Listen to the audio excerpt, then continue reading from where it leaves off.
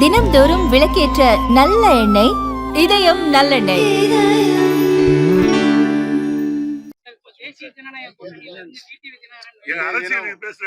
தியாக செம்மல் சுதந்திர போராட்டத்தினுடைய முன்னணி வீரர் செக்கிழுத்து செம்மல் வ.உ. சிதம்பரனார் அவருடைய ஜெயந்தி.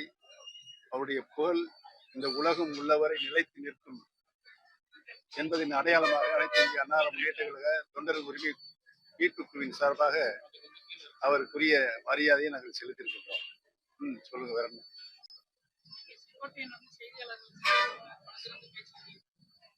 ஏற்கனவே நான் காலையிலேயே அவர் பேட்டி கொடுப்பதற்கு முன்பாக சொல்லிவிட்டேன். அருமை அண்ணன் செங்கோட்டையன் அவர்கள், புரட்சி தலைவர் இதயம் எம்ஜிஆர் அவர்கள் இயக்கத்தை துவங்கிய நாளிலிருந்து இன்று வரை இந்த இயக்கத்திற்காக அரும்பாடுபட்டுக் கொண்டிருக்கிறார். பல்வேறு சூறாவளி சுனாமிகள் இயக்கத்திற்கு வந்தபோதும் நிலையாக ஒரு நிலையில் நின்று இந்த இயக்கத்தை வளர்ப்பதற்காக அனைத்து மக்களையும் அரவணைக்கும் நோக்கோடு அவர் பாடுபட்டிருக்கார் என்பதை நாமெல்லாம் நன்றாகவே அறிவோம். அவர் எந்த நடவடிக்கை எடுத்தாலும் கழகம் ஒருங்கிணைக்க வேண்டும், ஒருங்கிணைத்தால்தான் மீண்டும் அம்மாவோட ஆட்சியை தமிழகத்தில் நிறுவ முடியும் என்பதற்கான் தனது மனதின் குரலாக அவர் ஒலித்துக் கொண்டிருக்கிறார்.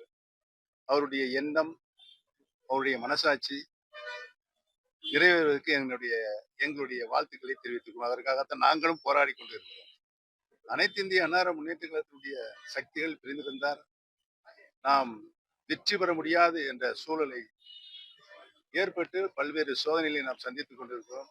கழகம் பிரிந்த நாளிலிருந்து எந்த தேர்தலிலும் வெற்றி பெற முடியாத ஒரு சூழல் கடந்த 4-5 ஆண்டுகளாக நிறைவேற்றிக் கொண்டிருக்கிறது. அந்த நிலையை மாற வேண்டும் என்றால் கழகம் இணைய வேண்டும் என்பதுதான் எங்களுடைய போராட்டத்தினுடைய குழு வடிவம் என்பதை தெரிவித்துள்ளது.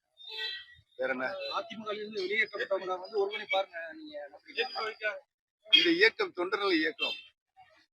இந்த இயக்கத்தை யாராலும் தொண்டர்களை வெளியேற்ற முடியாது என்பதை தெரிவித்துக் கொள்கிறேன்.